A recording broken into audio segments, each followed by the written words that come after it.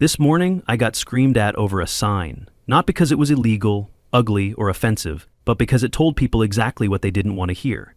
The HOA president, a woman dressed like she lost a bet at a clearance rack, came stomping up my driveway in flip-flops, waving a clipboard and yelling about community values. Then she planted herself in the middle of the street and shrieked, "I am the HOA," like she was declaring war. You'd think I'd graffitied her garage, but nope, it was just a simple no entry sign on my property. That's when I realized this wasn't about the sign. It was about control, ego, and one woman's quest to micromanage an entire neighborhood. Ever dealt with someone like that? Drop a comment below, because trust me, what happens next will make your HOA drama look like kindergarten. Let me start from the beginning. My name is Clark Jensen, and I'm a landscape designer who's been living peacefully in Willowbrook Estate for the past 12 years. It's a beautiful subdivision that I have a very personal connection to, but I'll get to that later. The neighborhood used to be quiet, friendly, the kind of place where people minded their own business and helped each other out when needed. That all changed when Doris McNulty moved in 3 years ago and somehow managed to get herself elected as HOA president. I should have seen the warning signs when she started her campaign by complaining about everyone's mailbox colors, but I figured she'd calm down once she got settled. Boy, was I wrong. The trouble started last Tuesday morning when I decided to put up a simple sign. Nothing fancy, nothing offensive, just a basic no-entry private property sign by my driveway. You see, my house sits on a corner lot, and my driveway curves around the back toward my garage. Over the past few months, I noticed that several neighbors had started using my driveway as a convenient shortcut to get to the main street instead of going around the block. At first, I didn't mind too much. I'm generally a live and let live kind of guy, but when it became a daily parade of cars cutting through my property at all hours, including early morning and late at night, I decided enough was enough. The constant traffic was disturbing my peace, and frankly, it was my property. I had every right to control who used it. So I went to the hardware store, bought a standard no entry sign, and installed it right at the entrance to my driveway where it meets the street. It was perfectly legal, completely within my property boundaries, and honestly pretty reasonable. I even made sure to use a nice wooden post and kept it neat and tidy. The sign was small, professional looking, and certainly not an eyesore by any stretch of the imagination. I figured that would be the end of it. People would see the sign, understand that they needed to use the actual street like civilized human beings, and life would go back to normal. For exactly 3 days, it worked perfectly. The shortcut traffic stopped, my mornings became peaceful again, and I thought I had solved the problem with minimal fuss. That's when Doris McNulty decided to make her grand entrance into my life. It was a Friday morning around 8:30, and I was enjoying my coffee on the front porch when I heard the unmistakable sound of someone stomping up my driveway. I looked up to see a woman marching toward me with the determination of a general heading into battle, except she was wearing wrinkled clothes and clutching a clipboard like it was some kind of weapon. Her appearance suggested someone who had thrown on whatever was closest to hand without much thought for how it looked. "Excuse me," she barked before she even reached my porch. "Are you the homeowner?" I set down my coffee and stood up, trying to be polite despite her aggressive tone. "Yes, I'm Clark Jensen. Can I help you?" She waved the clipboard at me dramatically. "I'm Doris McNulty, president of the Willowbrook Estate Homeowners Association, and I'm here about that sign you put up." She pointed at my perfectly reasonable no entry sign like it was some kind of offensive graffiti. "This sign is in violation of our community aesthetic standards and needs to be removed immediately." I blinked at her, genuinely confused. "I'm sorry, but what violation? It's a simple property sign on my own land." That's when Doris McNulty completely lost her mind. Her face turned red and she started waving her arms around like she was trying to flag down a helicopter. "I am the OA president," she screamed at the top of her lungs. "You have to listen to me." I took a step back, genuinely startled by the sudden explosion of rage. This woman had gone from zero to nuclear meltdown in about 3 seconds. She started pounding on my garage door with her fists, making a loud banging noise that echoed through the entire neighborhood, then stomped her feet like a toddler having a tantrum while marching to the middle of the street. Standing there, in full view of anyone who cared to look, she began jumping up and down while waving her flip-flop in the air and screaming about her authority. It was like watching a nature documentary about territorial animals, except this was a grown woman having a public breakdown over a yard sign. By this point, neighbors were starting to come out of their houses to see what all the commotion was about. Mrs. Patterson from across the street was peeking through her curtains, and I could see Mr. Rodriguez standing in his front yard with his mouth hanging open. But Doris was completely oblivious to the growing audience, lost in her own world of righteous indignation. I realized I needed to document this insanity, so I calmly pulled out my phone and started recording. "I'm just documenting this interaction for both our safety," I said in the most peaceful tone I could manage. This seemed to make her even angrier if that was possible. She pointed at me dramatically, still standing in the middle of the street. "You can't record me. I'm the president." She was now attracting attention from people 2 blocks away. Dogs were barking, children were staring from their yards, and I was pretty sure someone was recording from their upstairs window. After about 10 minutes of this spectacle, Doris finally seemed to realize that she had created quite the scene. Her face was bright red, she was sweating, and her appearance had deteriorated even further during her public meltdown. She marched back toward me, trying to regain some semblance of authority, but the damage was done. "You'll be receiving an official letter from the HOA board tomorrow," she declared, attempting to sound professional while still clutching her flip-flop. "And if you don't remove that sign within 72 hours, you'll face serious consequences." With that, she stomped back down my driveway, got into a beat-up sedan that had definitely seen better days, and peeled out of the neighborhood like she was escaping a crime scene. I watched her go and couldn't help but think, I used to believe that silence was wisdom, but with people like her, silence is being an accomplice. I had no idea that the 30-second video I just recorded would change everything. The next day, true to her word, I found an official-looking envelope from the Willowbrook Estate HOA in my mailbox. I have to admit I was curious to see what kind of formal complaint Doris had managed to put together after her public meltdown. I poured myself a cup of coffee, sat down at my kitchen table, and opened what I expected to be a stern but professional letter. What I found instead was comedy gold. The letter was typed on official HOA letterhead, but it looked like it had been written by someone who had never seen a dictionary in their entire life. The first line read, "Dear Mr. Jensen, you are in violation of community aesthetic standards." I had to read it twice to make sure I wasn't seeing things. It got worse from there. The letter claimed that my sign was destroying the harmony of the neighborhood and cited something called Regulation 3.4.1, which apparently prohibited unauthorized signage. I counted multiple spelling errors in a 2-paragraph letter, and that's not even including the completely made-up HOA regulations she was quoting. According to this masterpiece of illiteracy, I had exactly 72 hours to remove my offensive sign or face a fine of $200 per day until compliance was achieved. The letter was signed with an elaborate signature that looked like she had practiced it in front of a mirror, followed by Doris McNulty, President, Willowbrook Estate HOA Board. I sat there staring at this document, torn between laughter and disbelief. This woman was supposedly the president of our homeowners association, and she couldn't spell basic words or cite actual regulations. More importantly, the regulations she was referencing didn't exist. I had read through our actual HOA guidelines when I first moved in, and there was nothing about property signs as long as they were reasonable and on your own land. But then I had an idea that would turn this ridiculous situation into something much more entertaining. If Doris wanted to send me official correspondence that looked like it was written by a 3rd grader, I was going to make sure the whole neighborhood got to appreciate her literary talents. I scanned the letter at high resolution and took it to a local print shop where I had it blown up to poster size, about 3 feet by 4 feet. Then I had it professionally mounted in a beautiful black frame with gold matting, the kind you'd use for a college diploma or an important certificate. The effect was stunning. It looked like a piece of art you'd hang in a gallery, except instead of showcasing beauty or talent, it was showcasing the complete incompetence of our HOA president. I carried my masterpiece out to the front yard and hung it on a wooden easel right by the sidewalk where anyone walking or driving by could easily read every misspelled word and grammatical disaster. Within an hour, neighbors were stopping by to read what they were already calling the letter. Mrs. Patterson came over with her reading glasses, took one look at the framed letter, and burst into laughter. "Oh my goodness, Clark, did she really write president instead of president?" Word spread quickly through the neighborhood, and by the end of the day, I had a steady stream of people taking photos and sharing it with their friends. Some were even bringing their children over to use it as an example of why spelling and grammar were important in school.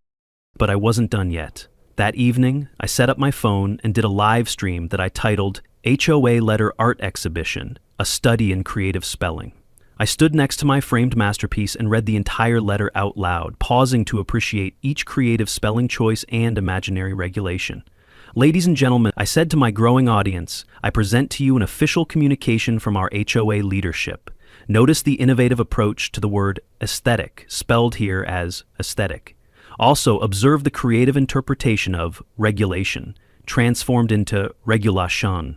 The stream attracted hundreds of viewers and the comments were filled with people sharing their own HOA horror stories and applauding my creative response to bureaucratic bullying.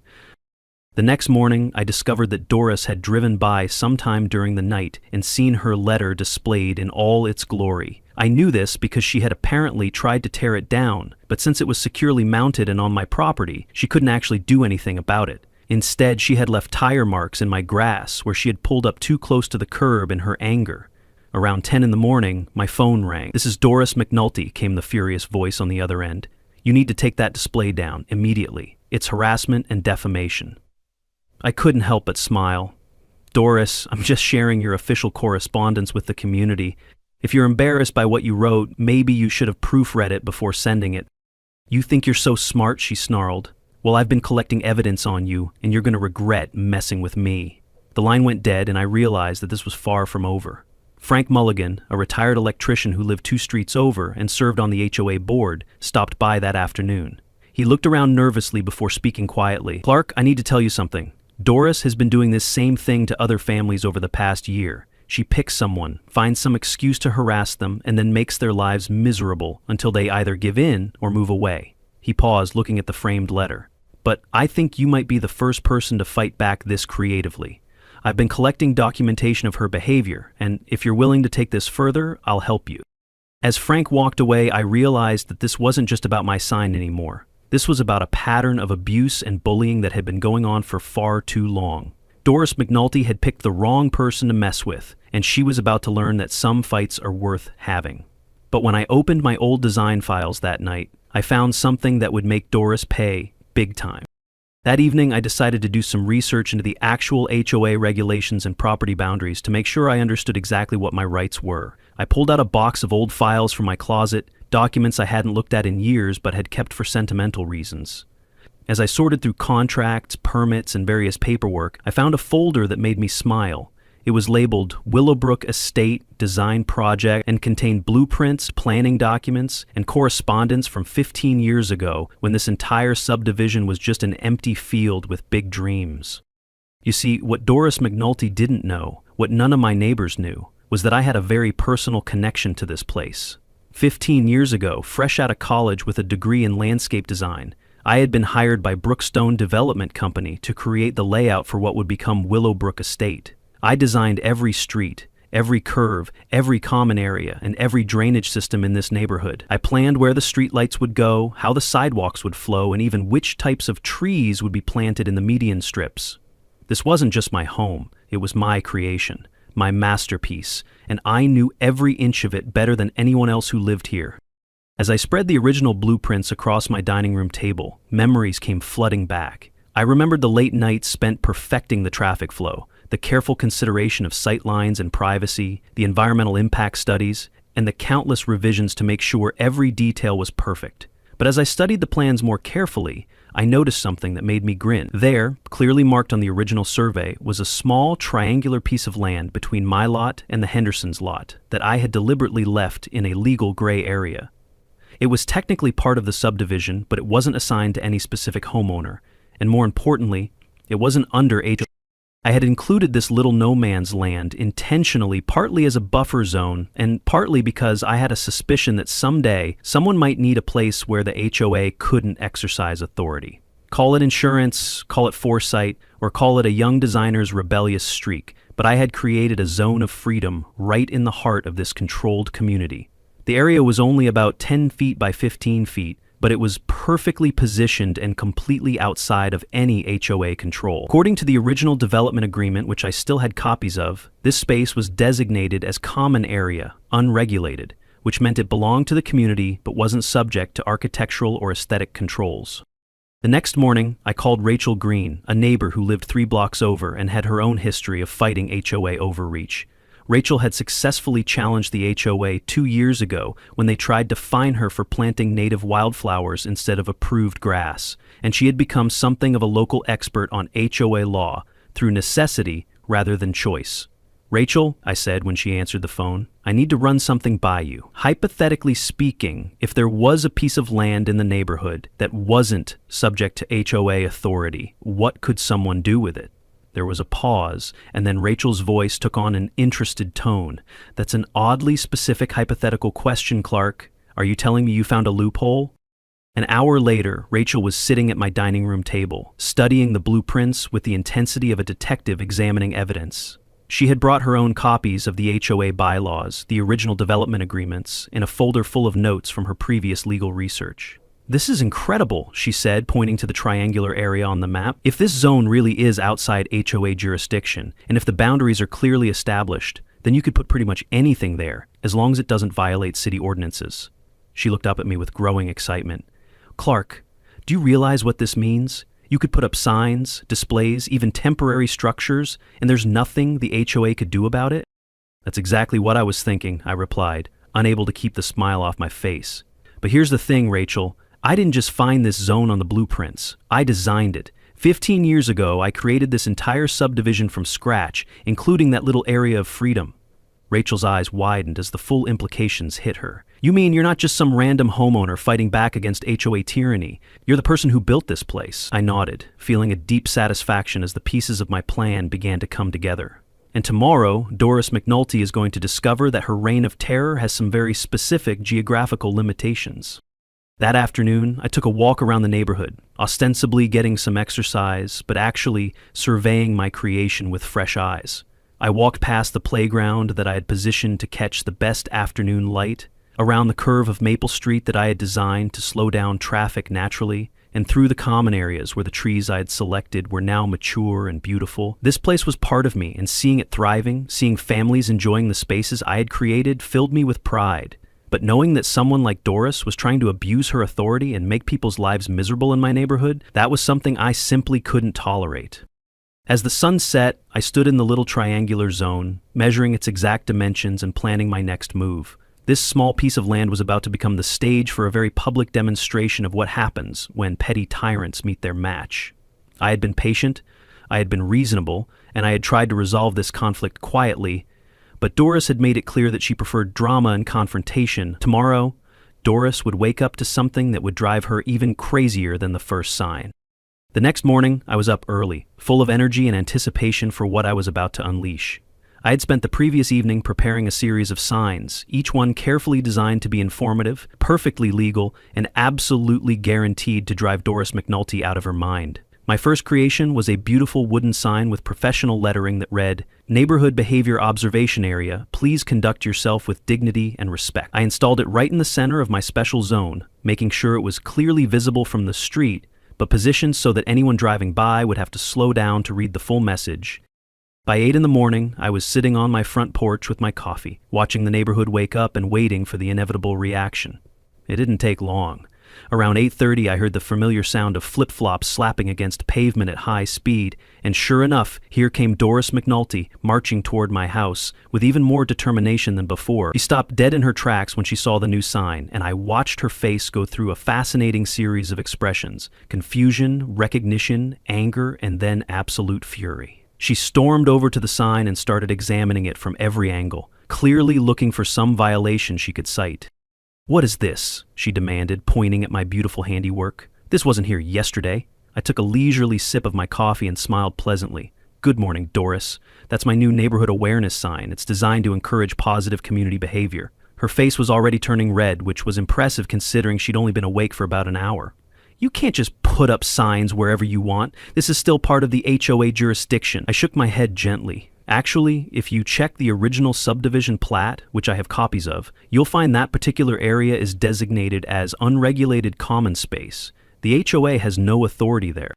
For a moment, Doris looked like she was going to have another complete meltdown right there on the spot. But then I saw something different in her eyes, a calculating look that told me she was planning something more sophisticated than just screaming in the street. "We'll see about that," she said through gritted teeth. "I'm calling an emergency board meeting, and we're going to put a stop to this nonsense once and for all." She turned and stalked away, but not before taking several photos of my sign with her phone. I had a feeling I was about to discover just how creative Doris could be when she put her mind to it. The next morning, I found out exactly what she had been planning. I was awakened at 7 in the morning by the sound of a lawnmower running right outside my bedroom window. Not just any lawnmower, a commercial-grade mower operated by two men in matching polo shirts who were meticulously measuring and cutting every blade of grass on my property. They had measuring tapes, clipboards, and cameras, and they were documenting everything with the thoroughness of crime scene investigation. When I went outside to see what was happening, one of them handed me an official-looking work order. "Ma'am hired us to perform weekly lawn maintenance compliance inspections," the older man explained, looking slightly embarrassed. "We're supposed to measure grass height, check for weeds, and document any violations of community standards." I looked at the work order and saw Doris's signature at the bottom, along with a note that these inspections would continue every week until my property was brought into full compliance with HOA regulations. It was petty, it was vindictive, and it was exactly the kind of behavior I was beginning to expect from our beloved HOA president. But if Doris wanted to play games, I was more than happy to provide some entertainment. I hired a DJ to blast classical music during their inspections. I live-streamed the whole thing. Viewers loved it. HOA drama with a soundtrack. People began gathering on the sidewalk to watch the show, and the poor grass inspectors looked increasingly uncomfortable as they realized they had become unwitting performers in what was rapidly becoming a neighborhood event. One of them finally approached me during a brief pause in the music. "Sir, this is making our job very difficult. Is there any way you could turn down the music?" I considered his request thoughtfully. "Well, this is my property, and I have every right to play music at a reasonable volume, but I tell you what, if your employer wants to discontinue these unnecessary inspections, I'd be happy to discontinue the musical accompaniment." By the end of the week, my daily classical concerts had become so popular that people were planning their morning walks to coincide with the show. The live streams were attracting thousands of views, and viewers were sharing their own HOA horror stories while cheering on my creative resistance. But I could tell that Doris was getting more frustrated by the day. Every morning she would drive by slowly, glaring at the growing crowd of entertained neighbors and obviously plotting her next move. I had turned her attempt to harass me into a community celebration, and she clearly didn't appreciate the irony. Then, on Friday morning, everything escalated. Instead of just driving by, Doris parked her beat-up sedan right in front of my house and marched up to my front door with a clipboard and what appeared to be an entire folder full of documents. "I'm calling an emergency HOA meeting for this Sunday," she announced without any pleasantries, "and you're going to answer for all of this disruption you've been causing." She gestured wildly at my sign, the DJ setup, and the small crowd of neighbors who were enjoying their morning coffee while listening to the music. "This neighborhood was peaceful before you decided to start your little rebellion, and I'm going to put an end to it once and for all." I looked at her calmly, noting the dark circles under her eyes and the slightly manic gleam that suggested she hadn't been sleeping well. "Doris, I'm just exercising my property rights and providing some community entertainment. If you'd like to discuss this reasonably, I'm always open to conversation." But she was already walking away, muttering something about showing him who's really in charge around here. As I watched her drive off, I couldn't help but smile. Doris had made her biggest mistake. She decided to fight me publicly, and I was ready for the show. Sunday arrived with all the anticipation of a heavyweight boxing match, and the community center was packed with curious neighbors who wanted front row seats to see how this drama would unfold. Word had spread about the ongoing battle, and it seemed like everyone wanted to witness the showdown. Channel 12 even showed up to film the drama. Apparently, someone had tipped them off about the story, and they were planning to cover what they were calling a local dispute over property rights and community governance. The reporter, a young woman named Jennifer Walsh, approached me as I was walking toward the building. "Mr. Jensen, would you be willing to share your side of the story?" I agreed to a brief interview, explaining my position calmly while being careful not to say anything that could be taken out of context. Inside the community center, the atmosphere was electric with anticipation. Doris had set up at the front of the room with a folding table covered in papers and binders, wearing what appeared to be her most authoritative outfit, a navy blue blazer over her usual outfit. Frank Mulligan was sitting at a smaller table to the side, looking distinctly uncomfortable with the whole situation. He had a folder of his own and kept glancing at it meaningly whenever our eyes met. Rachel Green had claimed a seat in the front row, taking notes and serving as my unofficial advisor for the proceedings. Doris called the meeting to order with a small gavel, trying very hard to sound official and important. She ranted about property values and the need to suppress troublemakers. For several minutes, she spoke about property values and the importance of maintaining order, clearly having practiced this presentation and believing it would finally establish her dominance over the situation. When it was my turn to speak, I stood up slowly and looked around the room at my neighbors. "I appreciate everyone taking the time to come out today," I began, 2 weeks ago, I put up a simple no entry sign on my own property to prevent people from using my driveway as a shortcut. That sign was completely legal and well within my rights as a property owner. I could see several people nodding, including some who had witnessed Doris's street performance firsthand. What happened next was that Ms. McNulty came to my house and had what I can only describe as a public meltdown, screaming in the street and demanding that I remove my sign. When she sent me a letter full of spelling errors and made-up regulations, I decided to share her official correspondence with the community. There were chuckles from the audience, and even people who didn't know me personally seemed to be enjoying the story.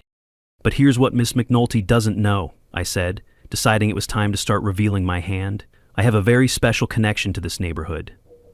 Doris leaned forward, clearly trying to figure out where I was going with this. 15 years ago, I was hired by Brookstone Development Company to design the layout for this entire subdivision. Every street, every common area, every drainage system, all of it came from my designs. The room went completely silent as people processed this information.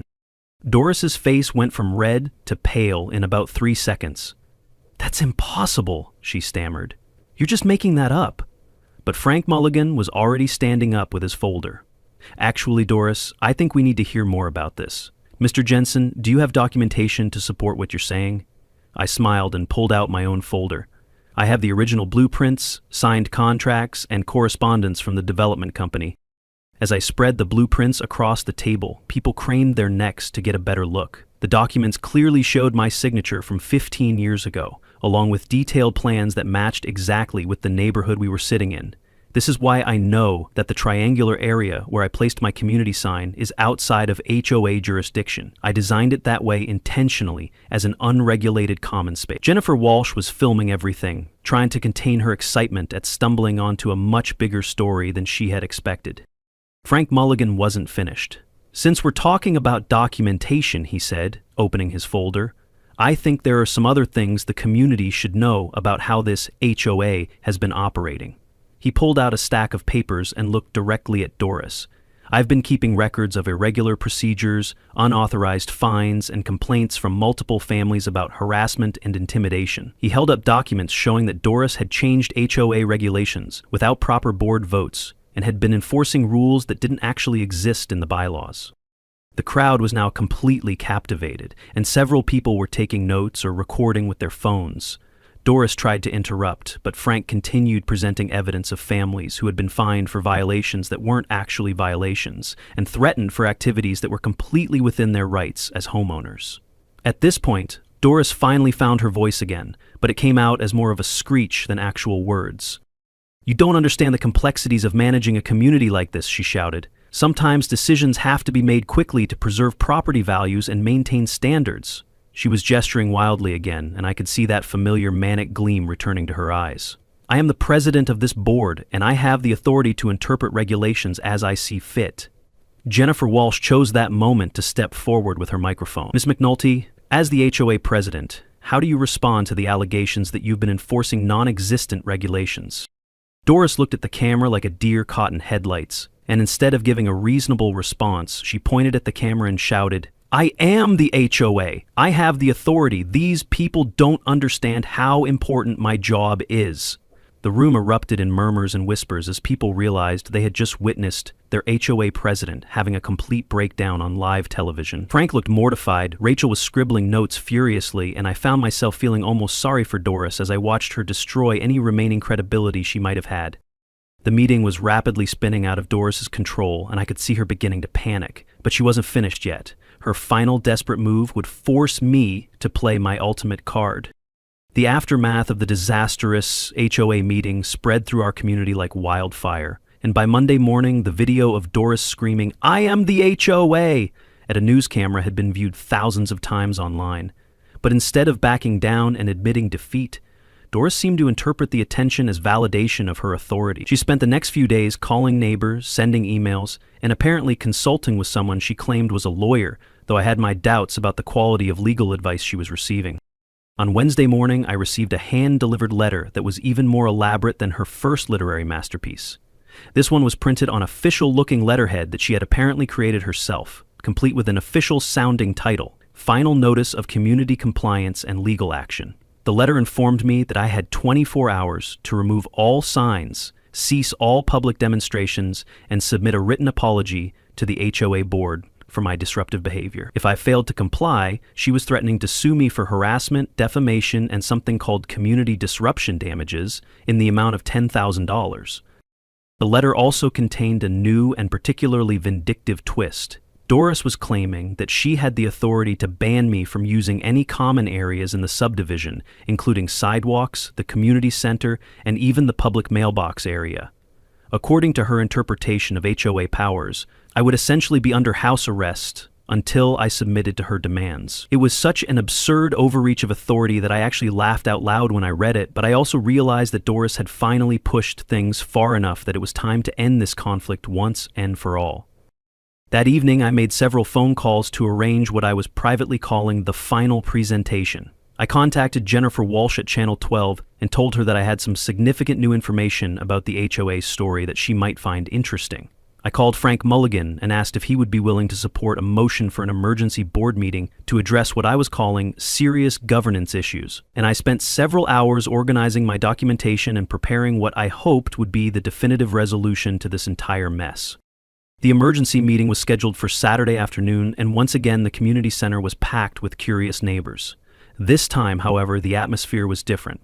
Word had gotten out that there were going to be some major revelations, and people seemed more serious and focused than they had been at the previous meeting. Doris arrived looking like she hadn't slept in days, carrying multiple folders and wearing what appeared to be her most intimidating outfit, a dark suit that was clearly her attempt to project authority and professionalism.